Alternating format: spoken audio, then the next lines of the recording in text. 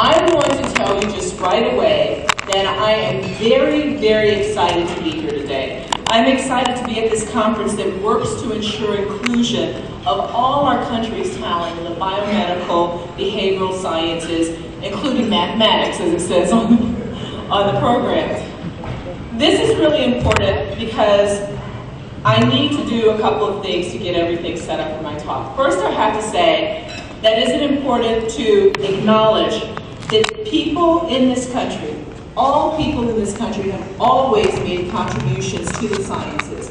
They've made contributions despite what were seemingly insurmountable odds in a society that didn't appreciate their work, whether you talk about gender, whether you talk about ethnicity, whether you talk about race, whether you talk about socioeconomic class. People, all of our people, have contributed to science. So it's important to understand that before we get started. And also I want you to know that as I look around today and I see this group gathered here, I know that we've made tremendous strides in terms of the sciences and who participates. Because of the strength of your presentations at the conference, I know that we've made tremendous strides. But I also know that there's some more people who could have been here today, folks who could have participated. So what I want us to understand and to think about is how do we get everyone involved? And what are responsibilities when we get there? Now, I want to tell you that the title for this program was Find Where the Wind Goes, Moments from My Life.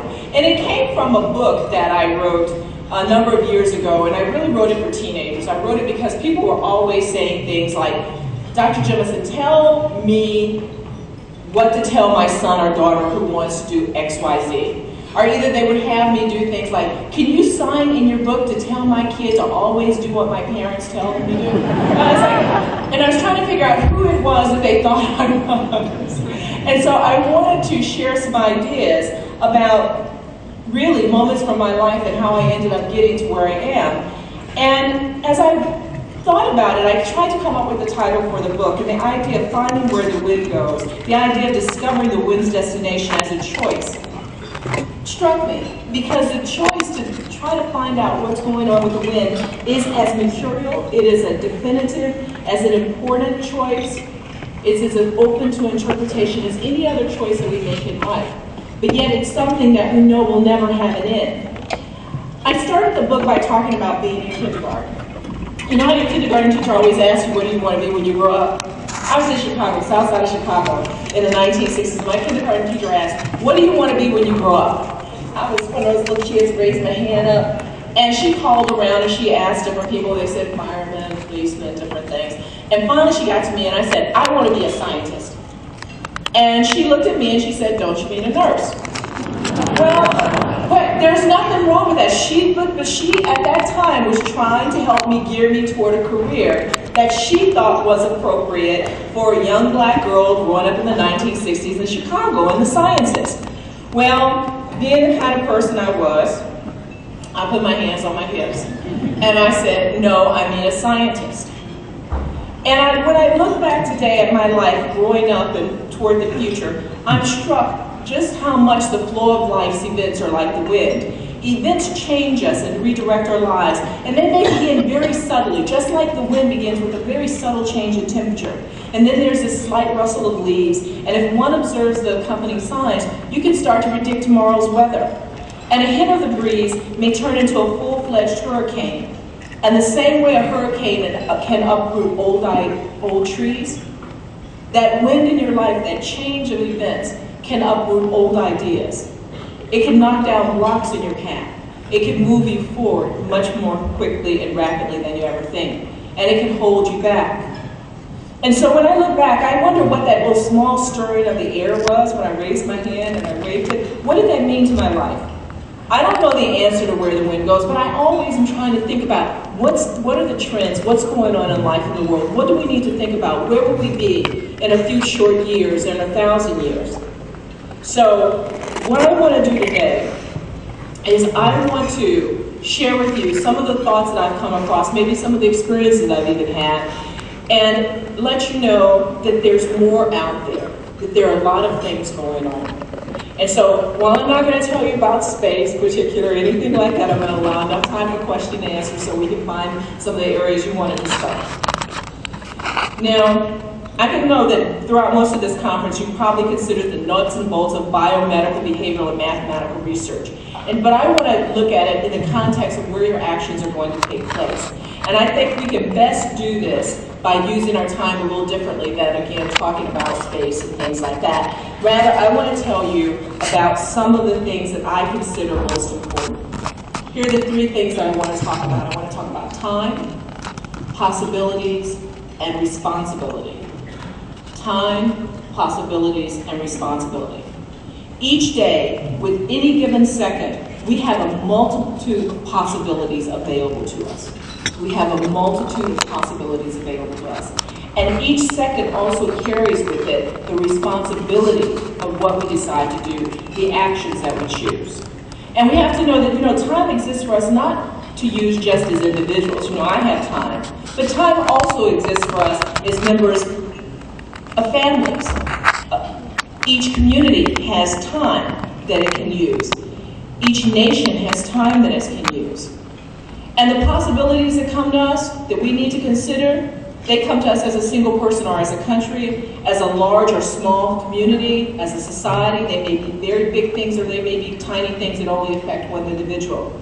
And when we look at our responsibility, our responsibilities that we have are to ourselves as individuals, but believe it or not, they even accrue to the planet as a whole. So I want to think about those things. And just to be complete, I just want you to know that not only that, really confoundingly, our responsibilities stretch backward in time, right? We have responsibilities backward in time. We have responsibilities that stretch forward in time. It's not just this exact, precise second we're at. We have responsibilities to the people, the generations before us. And we have to look toward those that are going to succeed us. I bring all of these things up because maybe folks haven't talked to you about that today yet. Maybe we haven't talked about that in this conference. So, a West African proverb says, if you wait for tomorrow, tomorrow comes. If you don't wait for tomorrow, tomorrow comes. Right? So, thinking about time, again, it's a finite resource with infinite possibilities. You all can multiply it out. I always talk about this. There are 86,400 seconds in each day. You can check my math. 86,400 seconds in each day. And each one of those seconds is precious because you can do with each one of them exactly as you please, but you can never get a single one of them back. And it's really interesting, again, because even though our time appears to go forward, we also have to consider the past in everything we do, what we dream about. Our past experiences inform how we observe the present. When you look around you, some of the things that you see really come from your past experiences. What it is that you even choose to observe comes from your past experiences. We want to know about and understand the past, even if it wasn't a part of our lifetime, right? We spend time right now thinking about our parents' lifetime, even going back before our species was even evolved. Those are things we have to think about. So I want to just say, time is there. It's always part of the equation. And I always want you to think of it as a resource you have available. So the second one is possibilities. Possibilities exist not just as some random event, right, that the universe threw in front of you. Possibilities are created. Many times possibilities are created. We create them and we have to recognize them. And I want you to know that science has a role in that as well. I want to do this by telling you that I grew up in the 60s. At least a good part of my childhood spanned the 60s. I was always a wannabe hippie. I was always mad that I wasn't quite old enough to be one yet. But so when I look back at the 60s, what strikes me about it, that it was a difficult time, was not the anarchy that you always hear people talk about, right? When folks talk about the 60s these days, they always talk about it was anarchy. But to me, that's not what the 60s were about. The 60s were about the belief that everyone could participate. There was a willingness to try to discover things. Everyone in this world wanted to change things. We saw decolonialization of countries happening. We saw people with women's rights, civil rights happening. We saw people wanting to discover different kinds of cultures and societies. There was this openness. There was a willingness to understand, to participate. There was creativity. So the 60s actually left me with a problem. I assumed I would go into outer space, and at the same time, I loved the arts, okay?